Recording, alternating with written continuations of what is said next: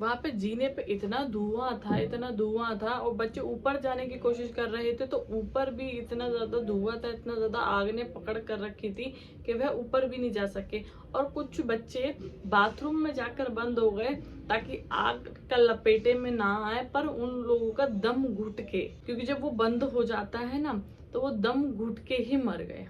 जो ये बच्चे निकाले गए हैं ये दम घुट के ही मरे हैं। बट मेन प्रॉब्लम ये है कि जो मीडिया वाले दिखा रहे हैं कि वो कोचिंग सेंटर था, वहां पे एक बगल में पेट शॉप भी थी, एक गेमिंग का भी था जिसमें बच्चे गेम वगैरह खेलते हैं बैठकर, वो पूरा एक रूम बना रखा था। वहां पे ये इलेक्ट्रॉनिक शॉर्ट जो हुआ है उसकी वजह से जो आग लगी है ये वहां हुआ है, उसमें ही ये सारे बच्चे गए हैं। अभी ये जो वीडियो देखी आपने, रेड कलर की जो लड़की है, रेड कलर की जो मैरून कलर की टी शर्ट पहन रखी है, जिसने जो ऊपर से गिरी है, मतलब ऊपर से उसने अपनी जान बचाने की कोशिश करी कि मैं किस तरीके से नीचे आ जाऊं, उसकी फुल वीडियो मैं इस वीडियो में आपको दिखाऊंगी, तो बने रहना। ये देखो उसकी फुल वीडियो।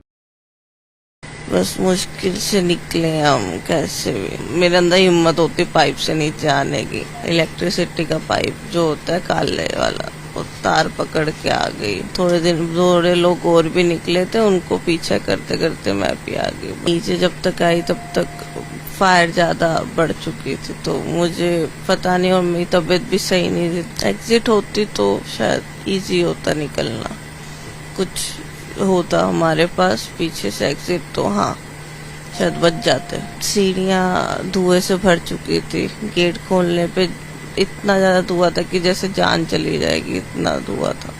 कहाँ से जाती, शायद तार जल गई थी उसके बाद, क्यों आग निकल रही थी। मेरे हाथों में भी तो भी लगा था आग का, और मुझे इतना नहीं पता। मैं नीचे आ गई तो मेरी हालत भी नहीं थी, ना मैं होश में थी इतना। मुझे यहाँ आके पता लगा, बाकी लोग नहीं बच पाए। मैं ना उस बारे में अभी बात कर पाऊंगी ना, हालत है मेरी। मेरे अपने दोस्त थे वो सारे। अब देख रहे हो इस लड़की की खुद ही हालत नहीं है कि वो ढंग से बात कर सके, तो और बच्चों का क्या हुआ होगा।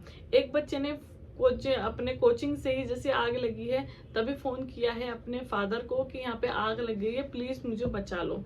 जैसे उसके फादर गए हैं, 2-2.5 घंटे तक आग लगती रही, बट आग बुझाने वाले नहीं आए हैं। वहां पर कोई भी नहीं आया है कि जो आग बुझा सके। और जितने ये 15 बता रहे हैं ज्यादा हो सकते हैं, क्योंकि अभी जो 15 ये लोग कुछ ना कुछ कम करके ही बताते हैं उसको, या तो बिल्कुल ही ज्यादा कर देते हैं या बिल्कुल ही कम कर देते हैं। इसमें तो मुझे कम ही लग रहा है। जो 15 बच्चे बताए गए हैं उनका दम घुटने से, मोस्टली दम घुटने से ही मरे हैं वो। अभी जो उसमें बगल में जो पेट शॉप थी उसमें करीबन मेरे ख्याल से 10-15 पेट थे, वो उनकी भी हालत खराब है। अब ये वीडियो आप देखो। आज क्या अंदर ही थी उस वक्त? ये अंदर ही थी। अभी वहाँ पे और भी रेस्क्यू किए जा रहे हैं, बच्चों को निकाला जा रहा है एक एक करके। अभी और भी पेट्स हैं अंदर? बहुत सारे पेट्स हैं जो अंदर अभी सफर कर रहे हैं, एक एक करके सबको निकाला है। इसका बच्चा भी है जिसको आगे भेज दिया गया है। और ये टोटल कितने पेट्स हैं चारों अंदर इस वक्त? अंदर कम से कम 20-25 पेट्स हैं। 20-25 पेट्स हैं। मैं आपको 15 बता रही थी, 20-25 पेट और हैं अभी जो उसमें से निकाले गए थे। इसका जिम्मेदार आप किसको बोलोगे आप इसका जिम्मेदार? सरकार है, कोचिंग सेंटर है, क्या है? ये सब अपना बस पैसा बनाने के लिए लगे रहते हैं कि एक छोटा सा कमरा बना दिया, उसमें जितने घुसेड़े जा रहे हैं बच्चे घुसेड़ो। बट मैं पेरेंट्स को बोलना चाहती हूँ कि यहाँ पे जितने भी बच्चों को आप भेजो वहाँ पे देख दाख के भेजो कि हाँ ये सही जगह है, यहाँ पे सेफली है निकलने का भी और जाने का भी रास्ता।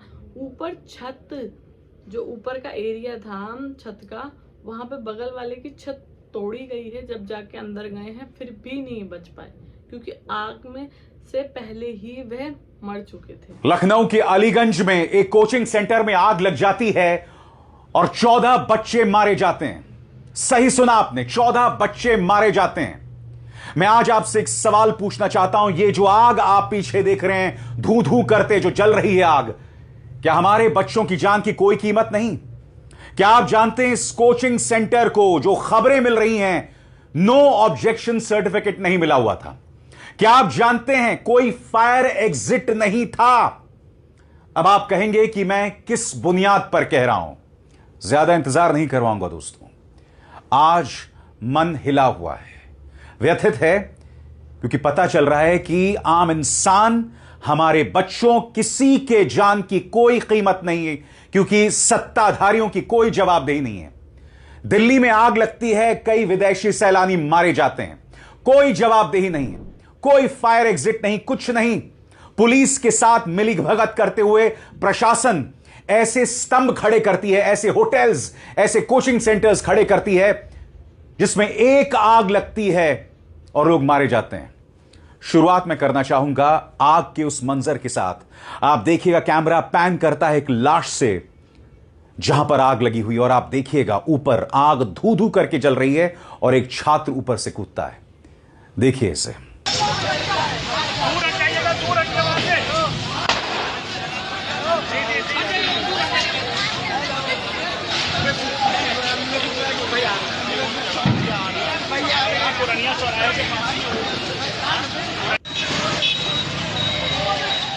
यह तस्वीर वाकई हृदय विदारक है। आप में से कई लोग सोचेंगे कि मैं इतनी जल्दी ऐसे कैसे कह रहा हूं कि वहां पर कोई फायर एग्जिट नहीं था। तो क्या आप जानते हैं पुलिस ने, फायर कर्मियों ने कैसे बचाया? अपने पीछे देखिए दोस्तों, यहां पर एक छेद बनाया गया है दीवार में। यह छेद अभी अभी बनाया गया था। आग लगती है, उसके बाद पुलिस ने छेद बनाया। क्यों ये छेद बनाया? क्योंकि कोई फायर एग्जिट नहीं था जिसके जरिए हमारे बच्चे बाहर निकल सकें। और अब आप अंदाजा लगाइए, यह जो छेद बनाने में, दीवार को तोड़ने में फायर कर्मियों को कितना समय लगा होगा। मैं जो फायर डिपार्टमेंट के कर्मचारी हैं उन्हें सलाम करना चाहता हूं उनकी मेहनत के लिए। मगर सीधा सा सवाल, अगर फायर एग्जिट होता तो कई बच्चे बच सकते थे। आप सोचिए कितना समय लगा होगा इन्हें ये छेद बनाने में, और उसके बाद बच्चों को निकालने में। कितनी जानें बच सकती थी। अब तक जो मैं आपसे बात कर रहा हूं, प्रोग्राम रिकॉर्ड करने में 1 दर्जन से ज्यादा बच्चे मारे गए हैं, जल गए हैं, ऊपर से कूदकर उनकी जान चली गई। तार पकड़कर, तार के सहारे अपनी जान बचाने की मशक्कत करते बच्चे। ये वीडियो लखनऊ का है। लखनऊ में जो आग लगी है उसका है। तार से जैसे तैसे अपनी जान बचाने की कोशिश कर रहे हैं बच्चे। हम तो कह रहे हैं सरकार एक काम करिए, एक ऐलान कर दीजिए, सबको बिल्डिंग से उतरने की ट्रेनिंग पहले करवा दीजिए, या हम लोग ही पहले बच्चों को कहीं दाखिला कराने, परिवार संग होटल जाने, बेसमेंट की कोचिंग में पढ़ने जाने से पहले तैयारी करवा दें कि तार पकड़कर कैसे उतरना है, होटल की छत से कूदकर कैसे बचना है, बेसमेंट में से तैरकर कैसे निकलना है। क्योंकि कुछ होते तो नजर आ नहीं रहा हम लोगों को। हमारे बच्चे, हमारी आपकी सबकी जान दांव पर लगी, सब राम भरोसे है ऐसा लगने लगा है।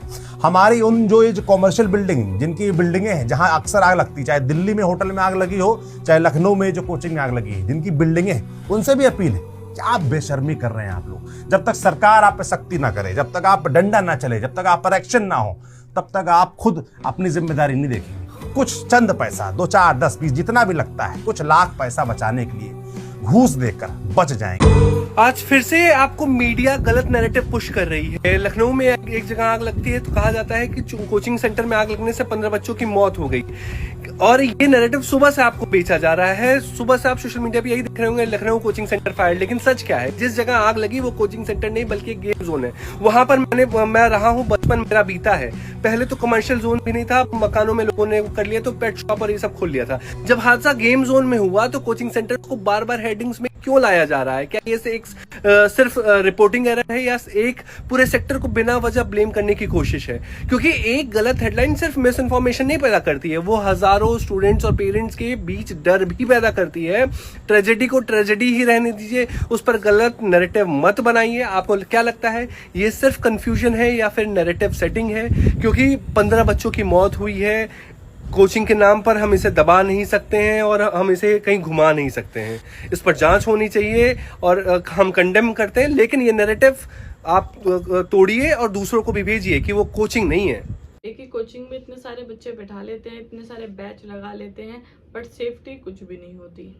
इनसे कह दो तो नहीं, अभी आया नहीं है, अभी होने वाला है, ये काम चल रहा है, वो काम चल रहा है, 10 तरीके के बहाने बना देते हैं। बट मेन चीज़ ये है कि अगर किसी का बच्चा चला जाएगा उसके बाद फिर आप ये क्या बनाओगे बहाने? कुछ नहीं बना सकते। देख के भी दिल ऐसा दहल रहा है ना कि पेरेंट्स बाहर खड़े हैं और बच्चे सामने ही जल रहे हैं और वो कुछ भी नहीं कर सकते। रोड पार करके पेड़ है वो तक जल गया, तो सोचो वहाँ बच्चों को क्या हाल हो रहा होगा। क्या कहना चाहेंगे, किसकी गलती है क्या नहीं गलती है, अब मुझे कमेंट बॉक्स में बताएं। सभी को जय श्री श्याम, जय बालाजी।